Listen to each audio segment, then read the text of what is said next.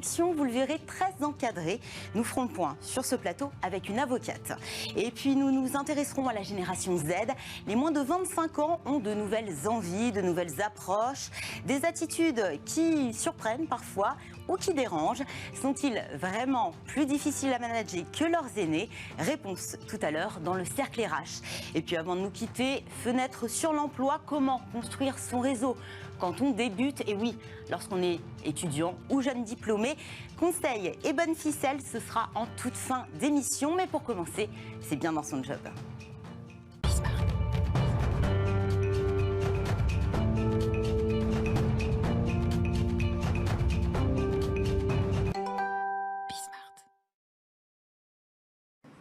Bien dans son job, en mode collaboratif, et je reçois Alexis Pratt. Bonjour Alexis. Bonjour.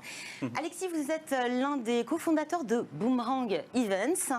En fait, vous proposez des activités de team building en virtuel et en physique. Alors, il faut savoir que, alors déjà, derrière chaque nom, il y a une histoire. Pourquoi vous avez donné le nom de Boomerang à votre société? Alors parce que chez Boomerang, on est passionné et on vise la satisfaction client au maximum. Et donc on estime qu'un client qui est heureux, il revient comme un boomerang, c'est exactement ça. Donc on fait tout pour la satisfaction client. Alors à la base, vous êtes quand même spécialisé dans les escape games. Vous avez lancé notamment une box, un coffret, où vous donniez accès à plusieurs centaines de salles d'escape game en France. Vous avez opéré un virement, plus vers le virtuel, vous êtes adapté à la situation. Comment vous avez entrepris cette démarche? Alors c'est exactement ça, en fait on a lancé un coffret cadeau Escape Game en 2017 avec mon associé Guillaume Devineau. On a découvert le monde des jeux immersifs et tout de suite on a accroché, on était passionnés. Donc nos coffrets cadeaux sont aujourd'hui commercialisés à la Fnac, dans un grand nombre de grandes enseignes, sur internet. Il faut savoir que comme vous en doutez, on a été très impacté par la crise du Covid, comme tous nos partenaires Escape Game, réalité virtuelle. Donc on essaie d'innover, on pense en interne que c'est très important de savoir s'adapter face à toute crise. On organise aussi depuis notre lancement en 2017 des activités de team building en présentiel Escape Game pour les entreprises et on a eu des nombreuses demandes de nos clients. Donc au début de la crise sanitaire, qui nous ont demandé si c'était possible de retranscrire la même chose qu'on a l'habitude de faire sur des Escape Games, mais en virtuel. Pas évident. Pas évident au début, et donc c'est pour ça, mais on a tout de suite quand même vu une opportunité pendant le premier confinement. On a travaillé en collaboration avec nos partenaires Escape Game qui eux étaient également très impactés par la crise et on a monté toute une offre d'événements virtuels. Donc on a commencé avec des jeux au début spécialisés sur notre secteur Escape Game, puis on s'est diversifié. Maintenant on propose tout type d'activités, on propose des blind tests, des olympiades par équipe qui marchent très très bien en ce moment sur un format survitaminé. Par exemple, vous avez 4 mini-jeux en entreprise, 15 minutes chacun, un blend test, une activité fake news, vous avez des fake news qui défilent, il faut savoir si c'est une vraie fake news ou une fausse, un quiz insolite et un juste prix. Donc ça, c'est quelque chose qui marche très bien en ce moment auprès des entreprises. Pourquoi les entreprises font appel à vous? Qu'est-ce qu'elles cherchent? Alors, quelles sont leurs attentes? On a vu que le premier confinement a eu un impact quand même très important sur la santé et sur le moral des collaborateurs. Il y a une étude de Le Monde Way, notamment qui a été réalisée en octobre 2020, qui montre que plus de 40% des salariés sont en détresse psychologique depuis le premier confinement. Donc souvent les entreprises ont un petit peu subi ce premier confinement et ont cherché à mieux préparer le deuxième. Donc il y a eu une vague aussi après le premier confinement pour essayer justement de proposer des activités pour recréer un lien qui s'était perdu. Exactement, c'est pour essayer de recréer le lien entre les salariés, pour créer une cohésion d'équipe et proposer des activités un petit peu différentes, parce que c'est pas évident de maintenir le lien quand chacun est chez soi en télétravail. Et alors, certaines entreprises proposaient déjà des activités de team building, d'autres pas du tout. Quel intérêt aujourd'hui pour une entreprise en tant que société, marque employeur, de proposer aujourd'hui des activités à ses salariés? Alors ça permet vraiment de créer une cohésion entre les membres de son équipe. Chez Boomerang, on estime que pour la réussite de l'entreprise, il faut avant tout être une équipe.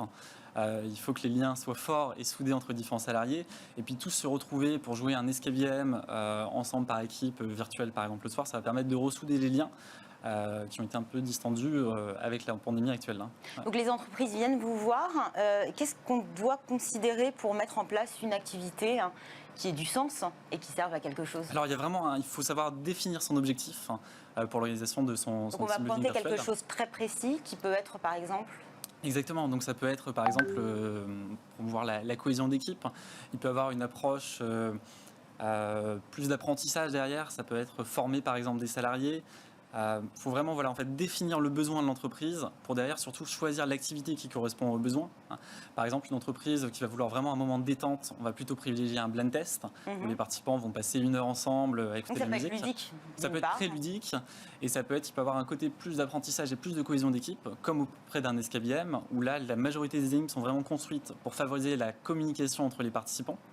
Donc on a des énigmes par exemple où chaque participant a un écran différent, où il va falloir mettre en commun ces différentes informations et donc communiquer au sein de son équipe pour pouvoir résoudre l'énigme. Donc ça va être vraiment en fait en fonction des besoins qu'on va orienter vers le client, vers une activité plutôt qu'une autre. Alors, participer à un événement devant un écran, on sait, ça n'a pas du tout la même saveur qu'en présentiel.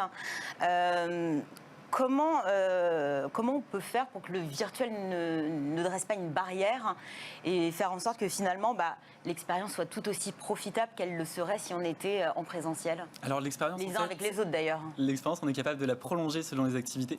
C'est-à-dire que par exemple sur un escape game, on va pouvoir le coupler avec un apéro. Donc on va envoyer des kits apéro à chaque participant. Donc ils vont jouer leur escape game et puis à la fin de l'expérience, ils vont ouvrir leur kit apéro et puis déguster une bière, une boisson, des chips d'un petit producteur. Donc ça permet vraiment de rester tous ensemble, même à la fin de l'expérience, et puis de passer un bon moment. Les escape games, généralement, vous retrouvez dans une salle à plusieurs et vous devez coopérer. C'est ça la base de l'escape game. Mais comment on peut créer du lien et coopérer à distance ? Alors c'est justement là que c'est hyper important de bien comprendre le besoin des entreprises et de créer des jeux spécifiques. Ce n'est pas du tout les mêmes jeux qui sont joués par le grand public et par les entreprises en B2B, puisque les objectifs sont différents. Les entreprises vont vraiment chercher à promouvoir le côté communication en mettant en place un escape game. Donc toutes les énigmes vont être conçues pour favoriser la communication entre les participants. Donc comme vous avez dit, les participants sont divisés par groupe de 5 à 6 joueurs. Et puis une majorité d'énigmes, les participants vont avoir accès à des informations différentes sur les scénarios Boomerang Event. Ils vont devoir mettre en commun ces informations pour résoudre les énigmes et progresser dans le jeu. Tout le monde n'aura pas exactement les mêmes informations. Exactement. Il faudra recouper ce qui force à aller vers les autres. Exactement. Par exemple, on a un cas très pratique sur une dernière escape game, le vol de la Joconde. Vous devez retrouver la Joconde qui a disparu du musée du Louvre. Dans une des énigmes, il faut reconstruire un puzzle. Le tableau de la scène de Léonard de Vinci. Et donc, on va tous voir les 25 pièces du puzzle. Par contre, vous allez pouvoir en bouger que 2, et moi, je vais pouvoir en bouger 2 autres. Et donc, si par exemple, vous êtes meilleur que moi en puzzle, vous allez communiquer, vous allez m'aider à résoudre le puzzle. Vous allez me dire, Alexis, votre pièce, il faut la mettre en haut à gauche, il faut la mettre en haut à droite. Et ça va vraiment favoriser la communication. Est-ce que certaines activités sont plus à même justement de renforcer les liens ? C'est celle-ci là où il va falloir peut-être échanger des informations, se donner des conseils. Exactement, moi je pense que l'escape game c'est vraiment une activité idéale pour renforcer les liens par cette mécanique où la communication est obligatoire. On l'a vu que souvent dans le cadre d'un team building, il y a quelques participants qui sont plus à fond que d'autres, donc il y en a vraiment qui vont là on peut pas rester dans un coin de la pièce en laissant les autres chercher. Là les autres ils vont vous pousser, comme en plus il y a un format de compétition, il y a plusieurs équipes qui jouent en même temps et puis chaque équipe veut gagner. Donc si vous voulez vraiment gagner, vous allez m'inciter à moi aussi être à fond et puis à donner mes informations pour pouvoir progresser dans le jeu. Donc on va faire progresser tout le monde au moins un niveau minimum pour que tout le monde participe dans le jeu et les retours sont vraiment excellents. Donc des escape games, vous parliez de blind test, il y a des ateliers aussi peut-être qui sont organisés, hormis le moment convivial de l'apéro. Exactement, on a aussi monté une offre, on travaille avec des chefs cuisiniers.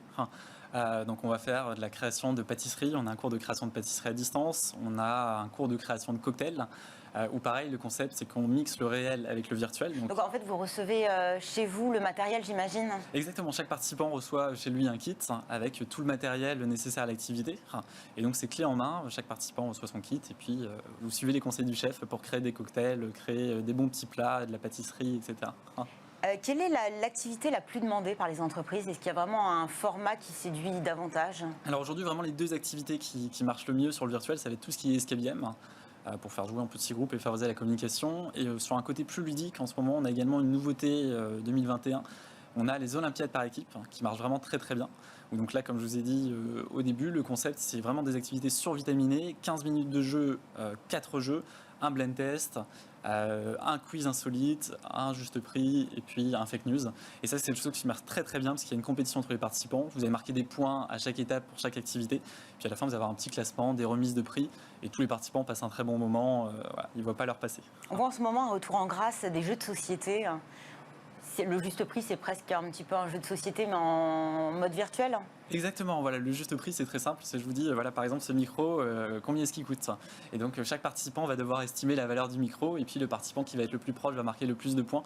Puis on va le faire avec des objets un petit peu insolites, voilà, pour créer un côté ludique, un côté sympa sur l'animation. Donc du ludique, parfois un petit peu peut-être l'enseignement, faire peut-être transparaître la culture d'entreprise à travers un jeu. J'imagine que les entreprises élaborent aussi avec vous les Exactement. activités. En fait, on a Elles deux peuvent un offres. petit peu s'adapter.